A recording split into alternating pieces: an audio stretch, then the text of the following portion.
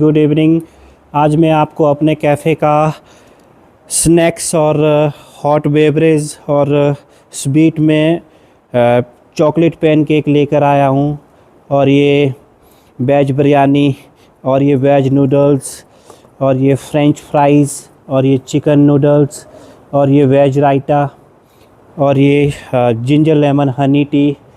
तो गाइज़, अगर आपको भी स्नैक्स लेना है तो आप डैफोडिल्स में आइए, आपका स्वागत है। तो चलिए गाइज़, मिलते हैं नेक्स्ट ब्लॉग में। आप हमारे फेसबुक पेज को फॉलो, लाइक, शेयर, कमेंट करें। तो तब तक के लिए बाय बाय।